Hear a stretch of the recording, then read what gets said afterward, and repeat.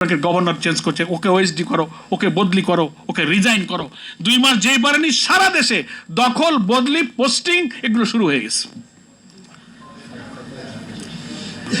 এখন এগুলো নিয়ে জনগণ যেন বলতে না পারে, এই জন্য এখন ওই বই একটা হাতে করে নিয়ে জনগণের কাছে ভুল বোঝানোর জন্য এই সমস্ত কথাবার্তা মেহরবানি করে আপনারা বলবেন না। আপনারা জনগণের সংকটটা সমাধান করুন।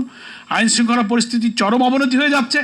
সে আগের মতো আমরা ভেবেছিলাম রাজনীতিতে পরমাৎ সহিষ্ণু হবে, কেউ কারো উপরে হামলা করবে না, আক্রমণ মারামারি হবে না, মানুষ ডেমোক্রেটিক রাইটকে এনজয় করবে, সংবিধানের সভা সমাবেশ মিটিং মিছিল আর্টিকেল 36, 37, 38 যে সমস্ত অধিকারের কথা বলা হয়েছে এনজয় করবে।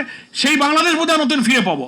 আল্লাহ, এখনই আপনি বিরোধী দলের মিটিংয়ে বাধা দিচ্ছেন, অফিস হামলা করছেন, ভাঙচুর করছেন। গতকালকে চট্টগ্রামে ইসলামী ছাত্র শিবিরের নেতাদের উপরে আপনারা হামলা করেছেন, ভাঙচুর করেছেন।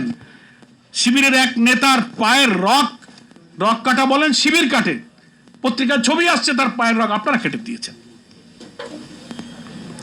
তা এখন ব্যর্থতা ঢাকার জন্য সহিংসতা, সন্ত্রাসের দিকে দেশের মানুষকে দয়া করে ঠেলে দেবেন না।